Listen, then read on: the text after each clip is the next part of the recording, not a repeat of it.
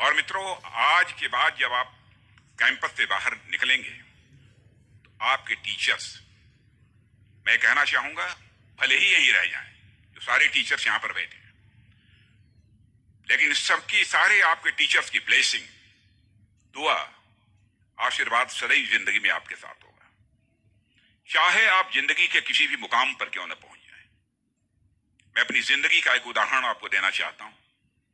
मैं गांव में प्राइमरी स्कूल में पढ़ता था। वहां पर पढ़ाने वाले एक पंडित जी थे, एक मौलवी साहब थे।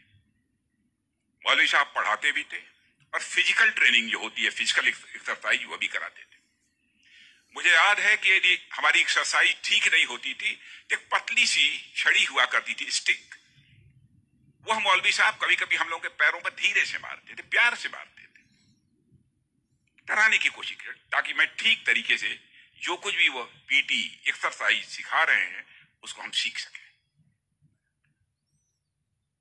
उसके बाद 38-39 ईयर्स की एज में मैं जब उत्तर प्रदेश का एजुकेशन मिनिस्टर बना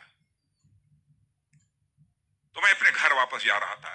लंबा गाड़ियों का काफिला था, आप जानते ही हैं, कोई मिनिस्टर बन जाता है तो 1-2-4 गाड़ियां नहीं रहती हैं, सैकड़ों गाड़ियां पीछे लग जाती हैं। जब मैं घर जा रहा था तो हमारे घर जाने वाली जो रोड है उसके बगल में ही, लगभग हमारे घर से, हमारे गांव से लगभग 15-16 किलोमीटर दूर मौलवी साहब का घर था। मौलवी साहब रिटायर कर चुके थे, बुजुर्ग हो गए थे, आंखों से दिखाई नहीं देता।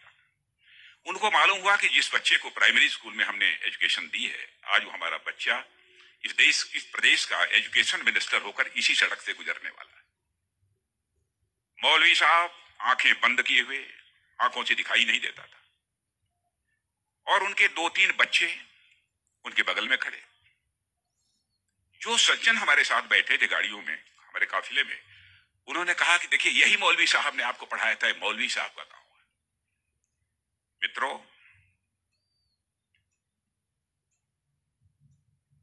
मैं अपने जज्बे को रोक नहीं सका। मैंने गाड़ी बैक कराई और मौलवी साहब आंखें बंद किए हुए, दोनों हाथों में हार लिए हुए खड़े थे। मौलवी साहब के पास गया और मौलवी साहब का मैंने चरण स्पर्श किया, उनका पैर छुआ, और मौलवी साहब की आंखों से तब तक आंसू चलते रहे जब तक कि मेरी गाड़ी वहां से नहीं गुजर गई। कल्पना करिए, वर्षों गुजर चुके थे, प्राइमरी स्कूल छोड़े हुए, उसके बाद मौलवी साहब से कभी भेंट नहीं हुई थी, लेकिन वह क्षण मैं अपनी जिंदगी में कभी नहीं भूल सकता। मैं चीफ मिनिस्टर भी थे तो आए थे